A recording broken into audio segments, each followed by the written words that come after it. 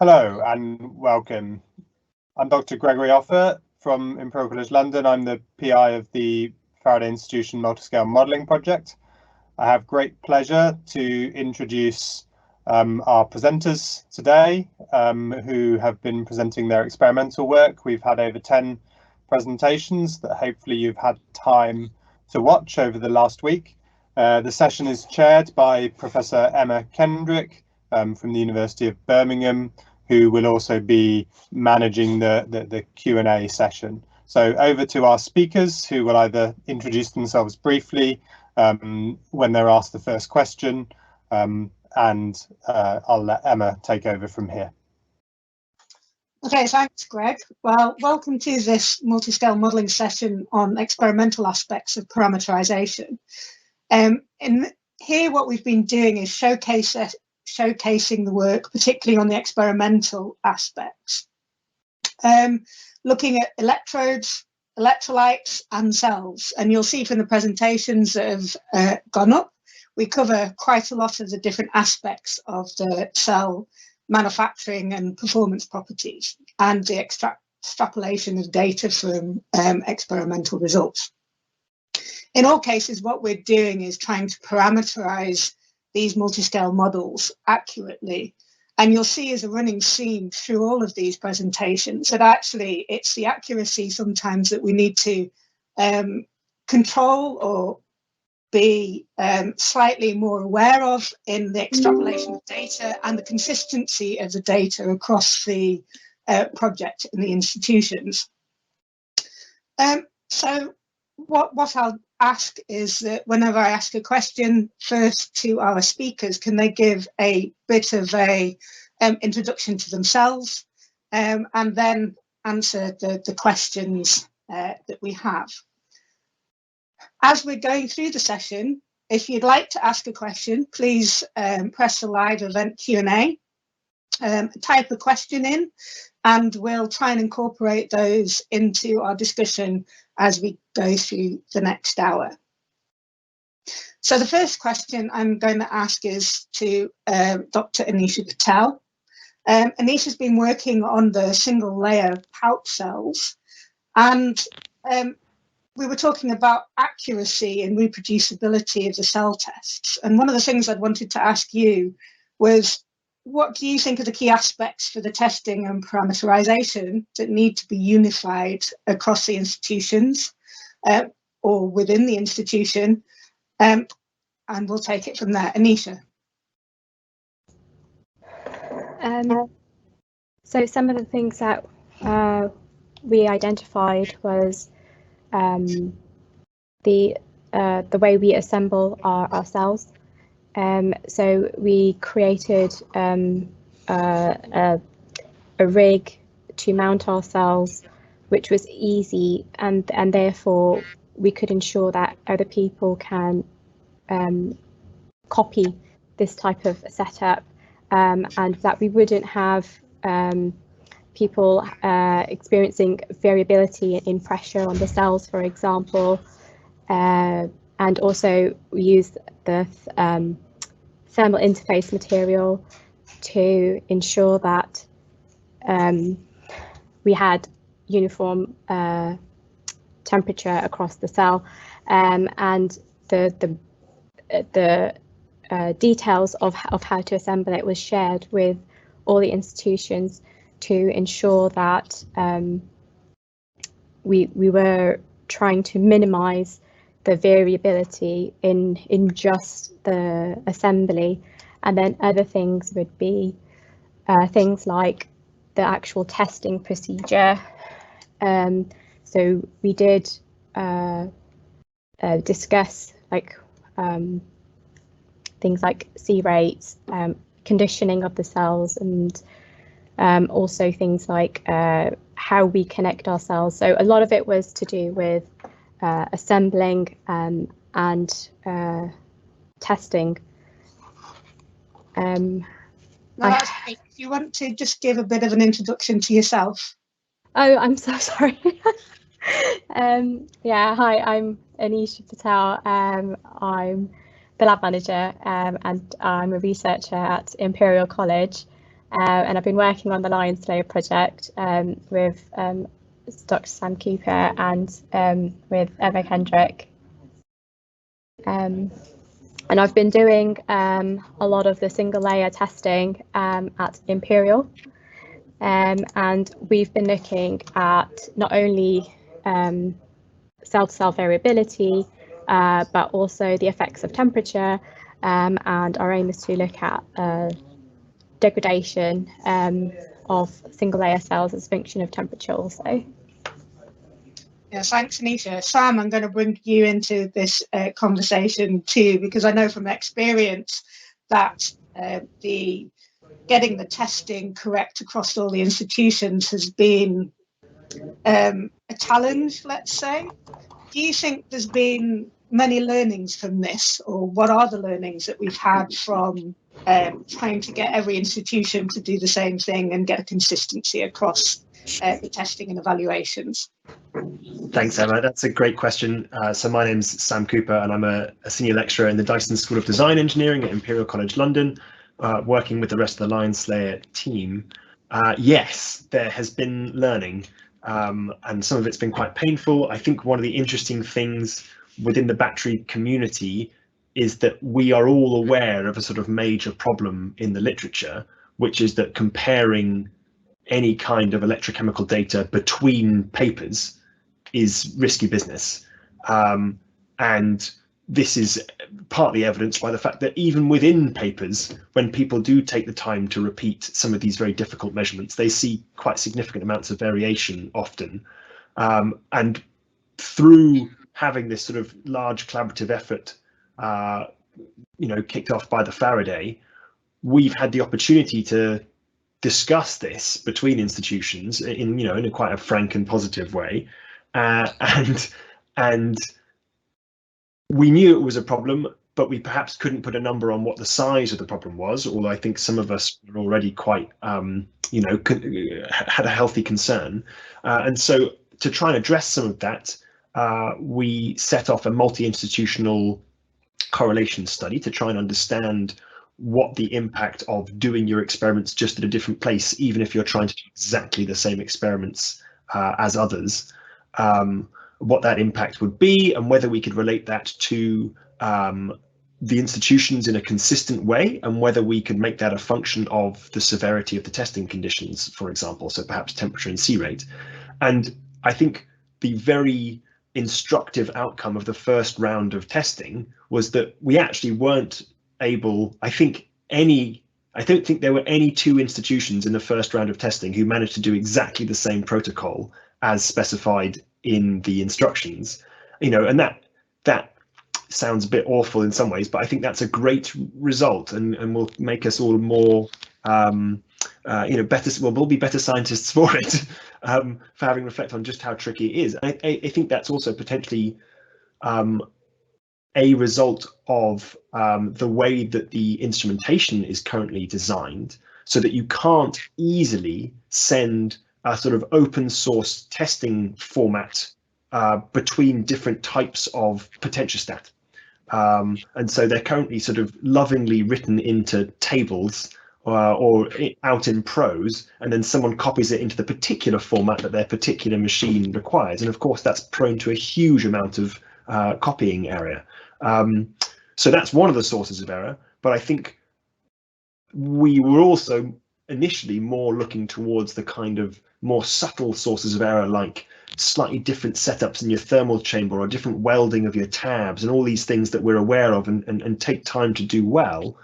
And so the second round of studies has been more revealing about those kinds of errors, or will be more revealing about those kinds of errors and how severe that they are. So I think there's been a huge amount of learning, and whilst that's good for us, I think we have a kind of challenge ahead of us to try and communicate that to the community more widely and say, look, there's a problem here.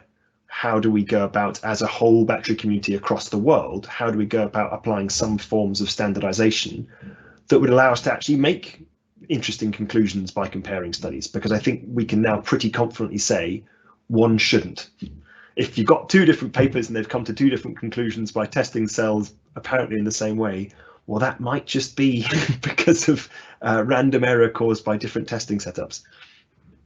Yeah, and you said a very good point there, that in our testing, we're all using the same cells, which have been produced for us by amp power. We're all using a similar test jig, but yet we're still getting slightly different results. And going back to you, Anisha, what was the key things that we had to do to make sure that we had reproducibility of the institutions? One of the things was like making sure we're using the same tab material. So when we're connecting the cells to our brass blocks, for example, making sure that we're all doing it the same way, making sure that we're preparing the brass blocks. So we find that we can have a change in resistance depending on how you prepare and mount these cells. So it was really identifying all these things and then going back and reproducing our tests to see how it affects these experiments. And I think also looking at the different types of equipment that we use also. So we have like people using different types of connectors, and how they make these connections can introduce a small bit of variability. So things like this we've identified and tried to work through. The next one I was going to ask was actually to Aaron, but on his. So I can pre-warn you if you like, Aaron, give you some time to think about it. So I was going to move on from, the consistency of cell testing across the institutions to then the kind of the consistency to the manufacturing, and some of the differences between the thicknesses of the electrodes and the fact that AMPT then made several aerial capacities for us, and you were looking at the tomography of those. So my question to you would be, your tomography shows similar thickness, porosity and tuosities. So how does the microstructure actually affect the electrochemical performance? And how would you extrapolate that from your tomography measurements? That's a hard question. Was that a hard question? Do you want to give me one? Well, give me one to ask you. I mean, it's a good question. I'm not entirely sure how the microstructure would affect. That's what Kieran, I guess, is going to be looking at. How the results I give different electrochemical performance. So on that front, I'm not sure yet. We've just looked at kind of measuring this stuff, but we haven't collaborated to see the impact of the various changes that we see. So what kind of changes are you seeing? I'm going to write this down in my list. Well, the biggest one, the electrodes, especially the cathodes, are actually quite similar. And the biggest change, to be honest, is just the thickness. Even the different mass loadings have very similar particle size, porosity, and tortuosities. So any performance, so we're thinking any kind of rate performance limitations is due to the extra diffusion distances rather than massive changes in the microstructure. And then the anodes show similar results except for the really small ones, because the calendering was a kind of massive increase in tortuosity in the Z direction for one of the samples. And that's kind of consistent between the Versa and the Ultra. So the micro and the nano length scales show similar results. So all the electrodes are fairly similar in their properties, independent of their mass loadings. What were the two machines called again? The Versa and the Ultra. So I can also ask something around what differences in data are you able to extract between the two? Yeah, that's okay. Aaron, can I ask one as well, since we're here recreationally now? Yeah, go. Emma's often brought up in sort of modeling meetings that the cell might not be, it might not resemble the idealized configuration that you imagine in a model, in particular with regards to wetting. So I think basically all models really assume. Sorry, you really broke up there. Oh, sorry. Sorry, I don't know if it's you or me. It's probably me. It usually is. That the pores are filled with electrolyte. Have you guys got any way of trying to observe sort of isolated pores or pores that haven't been filled up with electrolyte? So within the particles we can do that, but I guess the only way is to use your tau factor to see the connectivity. I haven't. Well, I don't think it can even do that. I mean, like, which, you know, some of the pores might just not fill up because they might have a bit of, I don't know, a bit of gas stuck in them or whatever. So, Sam, the only time I've ever seen anything being able to do that is actually with some work that Melanie Britton was doing at Birmingham with MRI. And she actually, because you can actually take the proton spectra of the electrolyte, you can actually map where it is and inverse map where it is too. And she had, and so she could actually see when there were bubbles in our cell makeup, which obviously we didn't want to have. And they worked. Yeah. So Kieran actually made a couple of lithium cells for her to put on the MRI, and in the swage lock we typically always had some bubbles. Is that? Have you got that published, Emma? Is that out in the world? So we have a ChemCom paper out looking at sodium, hard carbon, which is with Magda and Melanie. And that shows the proton mapping and also the sodium mapping from an MRI spectra. It doesn't show any bubbles because we tried to not get bubbles, but it gives you an idea of what you can achieve with that technique. It'd be so interesting to see a sort of, you know, I wonder whether UCL has the kit to do like a live, like a 4D infiltration study where you watch the electrolyte try and get into the pores.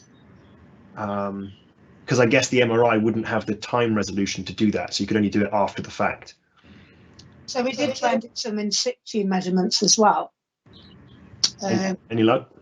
It is a bit more difficult. The other ones that I've seen are some really nice filling data. I think it was from a group in Germany where they were using neutron tomography to look at the electrolyte filling and wetting. But again, I don't think the resolution was that high on it. Yeah, tricky. Yeah. Also, you can use ultrasound, which may also kind of fit into some of the stuff that UCL have been doing as well. So ultrasound is quite often used in an industrial setting for checking defects. And because your response from your electrolyte is going to be very different from your response from gas, from an ultrasound, you might be able to follow it through that. Interesting. I wonder, Aaron, if you could put like a contrast agent in the electrolyte, you know, like just a different heavy salt to make it show up nice and bright. Yeah, that would be quite cool. Yeah. Then we could do an in situ scan in the Versa, moving the Ultra or synchrotron to see if we can look at which pores are getting filled. That would be really cool. That'd be awesome. Yeah. That'd be quite nice to look at different electrolytes as well, just to look at the wettability of them in different systems. Yeah. Interesting thought, Sam. Aaron, do you want me to ask that question again to you? Are you happy with the answer? I guess I'm reasonably happy with the answer. I think it was okay. Okay. So the final question for you then, Aaron, is around the differences in the data that you're able to extract between the two systems that you showed us, the Versa and the Ultra. You're able to just expand upon that a little? Yeah, sure. So the Versa is our MicroCT imaging device. and then the Ultra is the nanoscale one. So the biggest difference is the resolution you can achieve. So on the Verso you can get down to about 200 nanometers, but also much larger depending on the lens you use. And then on the Ultra you can get down to 64 or even 60 nanometers.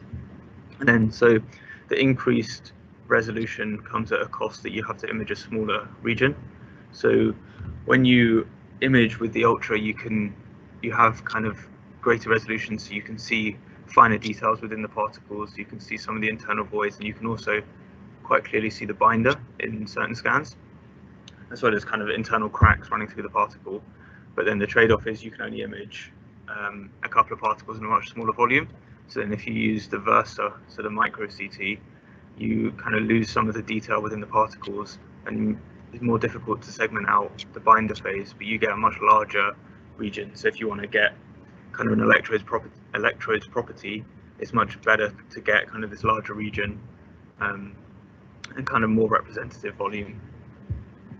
So the data that you presented is ex situ data, I believe. So it was the electrodes as we received them, and you looked at them before they cycled. Can you do in situ measurements as well? Yep, so that's something that we can and have done quite a lot of that at UCL, and I'm looking at doing some more of that.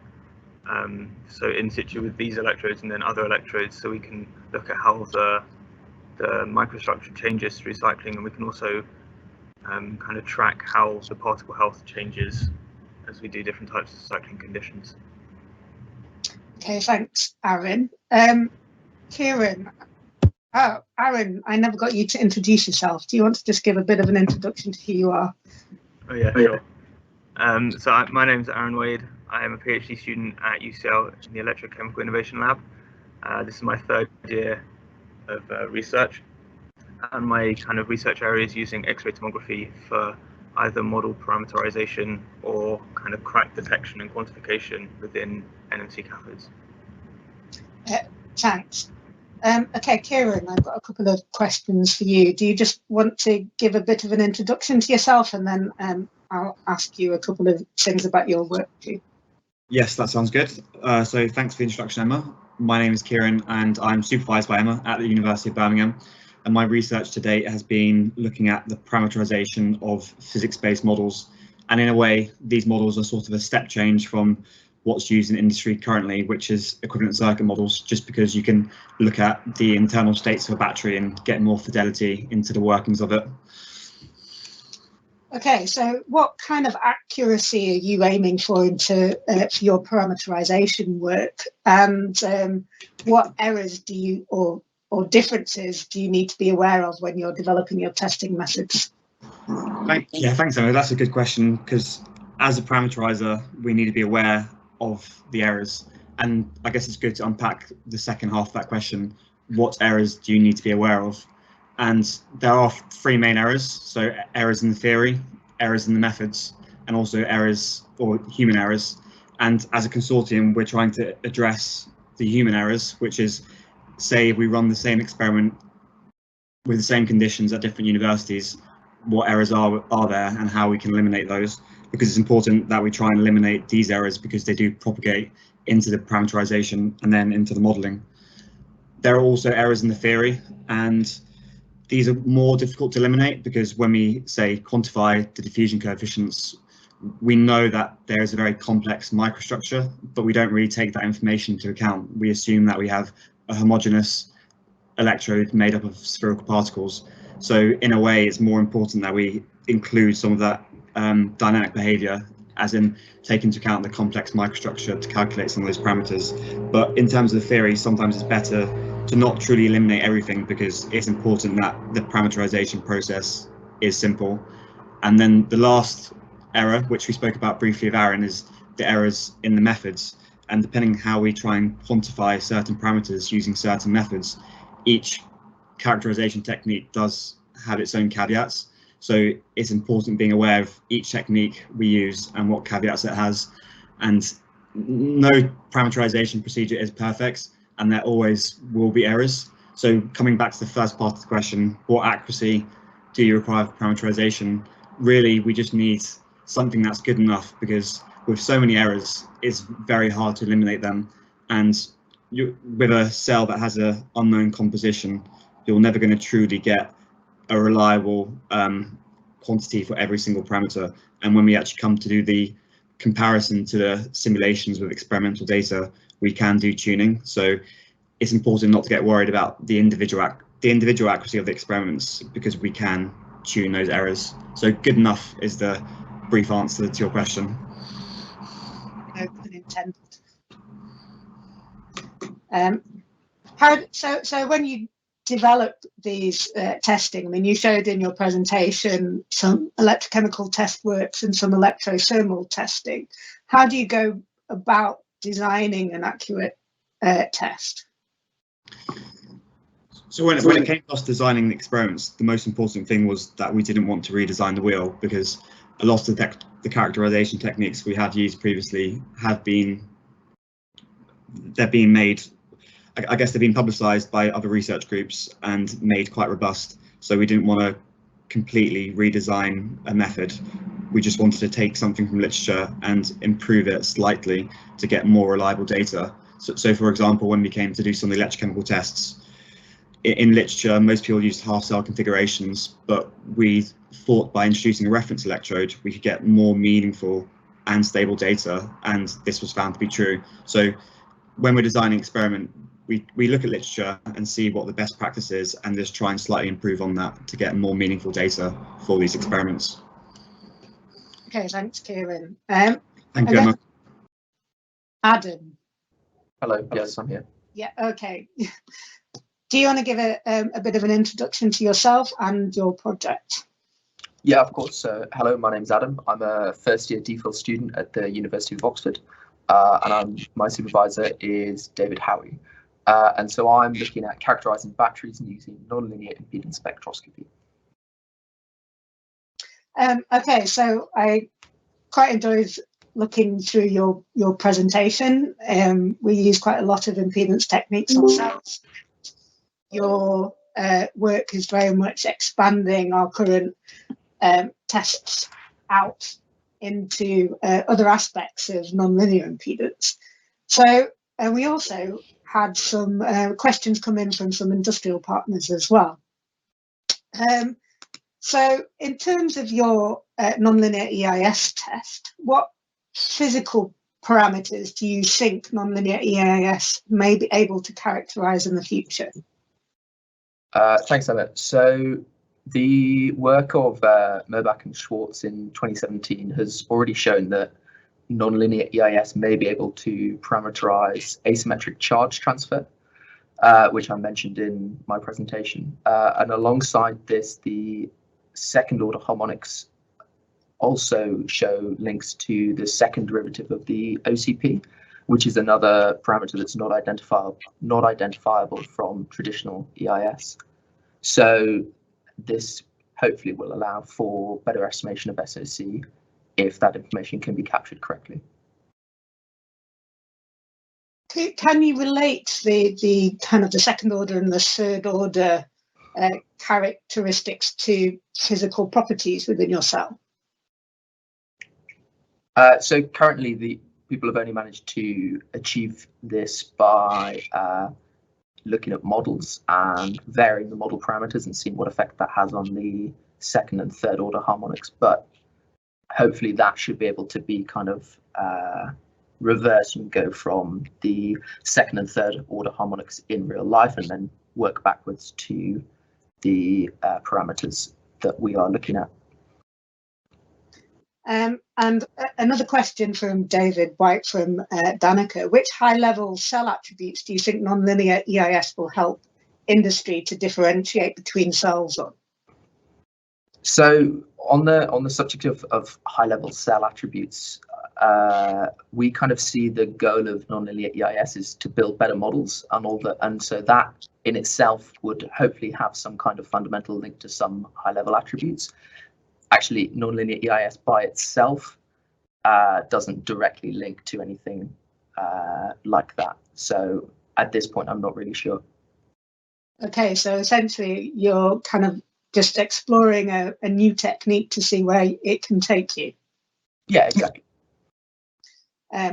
Great. And just, I think this fits into then the final question from David, which is, do you expect nonlinear EIS to require new hardware design, or is it just a new analysis method?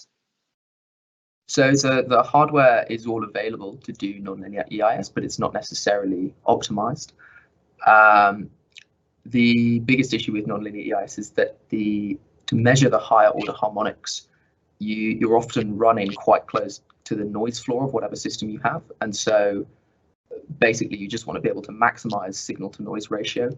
And that sometimes means that you may need better equipment. But given you have adequate equipment, then it's just a case of changing analysis methods. Okay, so it could well come back down to your test setup methodologies again and your test equipment. Yeah. Okay. Thanks a lot, Adam. I'm now going to move on to Robert Burrell. Robert, could you give a bit of an introduction to yourself and your project? Thanks, Emma. Yeah, so my name's Robert Burrell. I'm a PhD student at Lancaster University, and a lot of my work revolves around looking at different aging protocols on lithium-ion battery degradation. Thanks, Robert. So I listened to your presentation with interest. Some really interesting work there, especially with the work on the overhang and the voltages and the differences between, let's say, going to 4.2 volts and 4.1 volt that you show. Do you want to just kind of summarize that before I, to the audience, before I kind of launch into some of these questions? Because I think there's some key points that maybe you should highlight before we ask questions. Sure, yeah. So what we're doing, we're cycling these cells with different charge and discharge protocols, mainly looking at different voltage limits. And the key thing that we saw was that when we are cycling to 4.1 volts instead of 4.2 volts, we're actually seeing greater capacity fade, which was sort of different to what we were actually expecting. And the main sort of theory behind what we thought was happening here is when we actually observed the constant voltage phase at 4.1 volts, we saw that there's likely very sort of sluggish lithium mobility in the low current region of the CV phase, so at the very end of our constant voltage phase. And because of this, it was accumulating a sort of time damage overall, meaning that we had a higher time average state of charge for those cells cycled to 4.1 volts. So they're actually spending more time at a higher voltage than the cells cycled to 4.2 volts. And as a result of this, we thought that therefore, because of this, we'll get more lithium loss to our anode overhang regions, as there would be a slightly stronger concentration gradient for these cells. And then the way we sort of quantified that this loss to the overhang was by employing low state of charge rest periods, and this allowed us to quantify the lithium loss to these overhang regions. I mean, that's really interesting, because it does now raise some questions around the differences, for example, between coin cell testing and pouch cell testing, which is something that we've been also looking at Birmingham. So what do you think your observations or your results indicate in terms of the accuracy or reproducibility of coin cell testing? And is this reliable, or should we be moving towards pouch cell testing? So I think one of the key things in terms of minimizing this effect, or at least managing this effect, would be with coin cells looking at the matching of the two electrodes, so whether or not we have a good overlap or how well aligned they are. And in terms of I think obviously it's a natural thing to have these overhang regions when we want to reduce the lithium plating within the cells. But in terms of if we do have these regions, then just more to manage them by using these low SOC storage periods. So so for example, if we do want to make these pouch cells with these overhang regions when we're going to cycle them, at least be aware of the effects that can occur by having these regions. And so another question from David White is, how frequently do you think that the low state of charge rest needs to take place? And are there other irreversible reactions over time that happen more quickly due to the temporary lithium loss? Yeah, so I think the frequency of how often sort of we could implement these rest periods would more depend on maybe the application in which they're being used. So, for example, if we have electric vehicles, it sort of makes less sense for us to have the cells at a low state of charge because the consumer wants them fully charged, ready to go. However, maybe in something like grid storage, where during non-peak times we might be able to sort of bring a bank of cells to low SOC storage to quantify this lithium loss to the overhang region, then I think it might be more applicable here. However, I should sort of note that this lithium that we can recover during these low SOC periods can quite quickly subsequently be lost when we continue aging our cells as we have been doing previously, as this lithium, as a result of the conditions, will diffuse into these overhang regions. And this sort of technique is more used for quantifying the irreversible losses and relating that to the reversible losses that we have. In terms of the irreversible sort of side reactions that we may see, in terms of our calendar data at Lancaster on these cells, we see storage at a low SOC is a relatively benign condition for these cells. There's not much capacity loss or degradation occurring. However, if we sort of have regular sort of deep discharges, and particularly if we have CV discharges, so what we saw at Lancaster is if we have repeated constant voltage discharges, we degrade our cells far more rapidly than when we just have a CC discharge. So I think if we do want to get to this near 0% SOC, then via using CV discharges, then this would have to be slightly less frequent. I mean, that's quite interesting from a standard testing point of view. Normally, we just do a constant current discharge and a constant current, constant voltage charge. So hopefully that will mitigate some of those issues. But we do then get, obviously, a little bit of lithium walking between the two from that methodology too. And maybe some of your work will inform some of the work that Yongju is doing as well in terms of limitations of the different electrodes. Okay, I'm going to move on to Stavros. Thank you very much, Robert. Thank you. Stavros, do you want to give a bit of an introduction to yourself and what you've been doing? Yes, of course, Emma. So my name is Stavros Drakopoulos, and I'm a research fellow within Emma's group. And I officially joined the MSM project on the 1st of April. So the work I present here is about my previous project with Emma, about the optimization of different formulation and manufacturing protocols, and they're used to train an AI machine for performance prediction. So in the work that you've done, do you want to just give a little bit of an overview of the project itself and what your aims were? Yes, of course. So the point of this project was to make several graphite-based formulations for electrodes and test them under different. I mean, before we make the electrodes, to test different manufacturing protocols as well, and then see what is the effect of the different formulation of the different manufacturing protocol. And then, of course, to manage to train an AI machine based on a database that we populated, to see whether or not we can predict based on the materials that we trained the database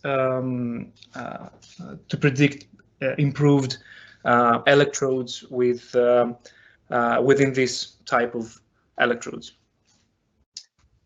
So you were aiming for kind of a high energy graphite electrode.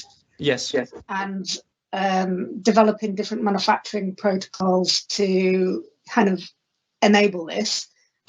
how far off do you think we are from being able to predict cell performance without having to do the entire testing and characterization protocols, like down to the lifetime testing, which takes a long time to do? Yeah, that's a very crucial question, because first of all, it depends on where you are at this stage. For example, in our case, in these graphite-based thicker electrodes, I think we are relatively close, and that's because when we're trying to train the AI machine, we need to take into account all the different parameters that affect the performance. For example, like Dr. Cooper said previously, we do get a lot of significant variations when we're doing testing. And so at first we need to have in mind that we need to be very consistent in the electrode manufacturing and the cell making procedure in order to get very good results and very comparable results. And then, of course, after we train the AI machine, it's a matter of how well we followed all the different procedures, both for the manufacturing and the formulation. So I think we are close for these thicker graphite-based electrodes in the project that I've worked. But if we want to generalize it into different areas and different cell making cases, then it's always a matter of how good is the AI machine that you're using and how consistent you are during cell making and the different aspects that you are examining. Okay, so in terms of the manufacturing protocols, what do you think are the key metrology measurements that we need to make for these predictions? So for example, just to reword it slightly, what is the relationship of the manufacturing protocols to the final electrochemical performance properties? In our case, again, for thicker electrodes, we saw that the coating gap size had the major effect on the performance, and like a contour plot that I showed in my presentation, also the coating gap size affected the porosity significantly. So these two manufacturing aspects were the ones that I found to have the greatest effect on the resulting performance. And considering that the thickness relates to the C rate that we are testing the electrode, again, it's a matter of which are the different C rates that we're trying to test, and again, what is the target for the electrode. So for higher cycle lives, we need to take into account also this thickness aspect. So I would conclude to these two, coating gap size and porosity, to be the ones that we found to be the most important. Okay, thanks, Stavros. Andrew, I think we can now talk to you too, and you're online. Yeah, glad to make it. Can you give a bit of an introduction to yourself and your topic as well? Yeah, sure. So my name is Andrew Wang, and I'm a third-year DPhil here at the University of Oxford, working in the engineering science department with Professor Charles Monroe. And my research topic here is on the transport and thermodynamics in concentrated electrolytes. So really focusing on mass transport within relevant lithium-ion electrolyte systems. Thanks, Andrew. So you mentioned in your talk a little bit about the dilute and concentrated electrolyte theory, and I just wondered if you could explain to us kind of in the difference between the two, and whether because I think we usually use dilute electrolyte theory or rather than concentrated. Right. So yeah, a lot of it comes down to the amount of I guess, like rigor you have in terms of your physical chemical properties. And so with a dilute theory, your fundamental assumption is that for an electrolyte with a salt that dissociates into a cation and anion, and you have a solvent species, you're assuming that your cation and anion are completely non-interacting. And so if you derive a system of equations based on or a model for how your electrolyte behaves based on these assumptions, you would expect that because we know that ion pairing and association exists in real electrolyte systems, you're not capturing that behavior. And so that's going to affect the way you predict how concentration gradients form at different current densities, and also how those concentration gradients translate into concentration overpotentials, which can lead to, so if, for example, if you use an inaccurate dilute model, you wouldn't be able to predict that voltage drop that's associated with a concentration gradient. And so if we think about, this really applies when we talk about more demanding performance regimes. So if we're talking about fast charging, then we're going to hit voltage cutoffs a lot earlier if we're not accounting for that concentration drop. Okay, so that's useful. And so does this mean that we can now start to investigate some of the limiting factors of charging and discharging in a bit more detail than we could previously? Yeah, so I think if you can understand, so really the whole talk sort of discusses a few things. So we talk about mass transport, so how different species, how concentration gradients of various species form in the electrolyte, and then also how those voltage drops, how the thermodynamic gradients form across the electrolyte as well. And so on the electrochemical potential side, you can understand the limitations in how a voltage across the electrolyte would add to your overall cell potential, and how that changes with time. So that's one limitation we can understand. And then additionally, if we also understand the exact concentration of the different species in our electrolyte across from the anode through the separator into the cathode, we can also start to try to think about how do we formulate models that bring in like physical models that can then parameterize degradation reactions, which are dependent on these local concentrations. Okay, and so in some of the work that we've done, we've shown that some of the limitations in terms of power are very much due to the saturation of the cation at the surface of our material. Have you been able to probe that in a bit more detail and kind of saturation limits that you get at high rates, for example? Yeah, so actually part of the study, part of our study is parameterizing all the key transport and thermodynamic properties up to saturation. And so exactly, and what we'll find is similar to, if we think about in electrochemistry, there's a Sands time, which talks about how at various current densities, you might completely deplete the amount of cation you have on one side. But inversely, if we're talking about concentrated electrolytes, on the other side, you might hit saturation concentration a lot earlier than you hit that depletion.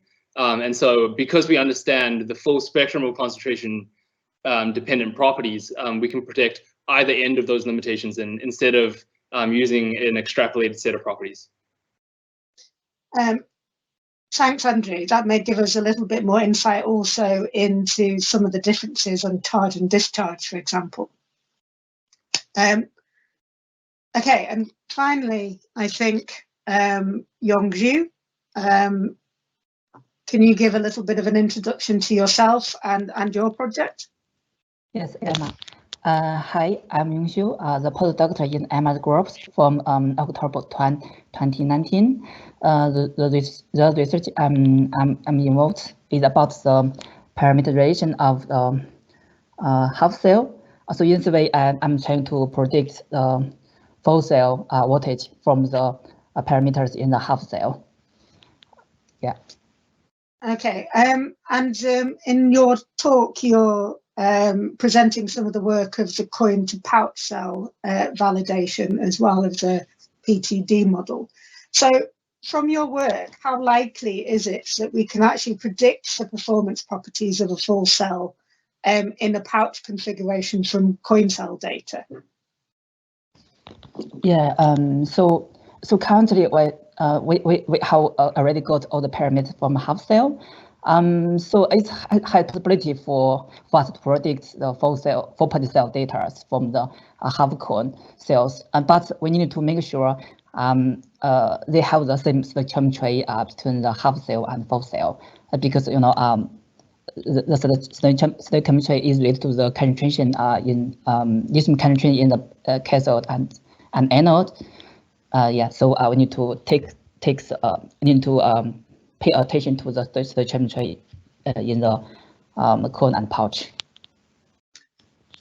And what are the electrochemical limitations of the cell that you've observed in your testing? And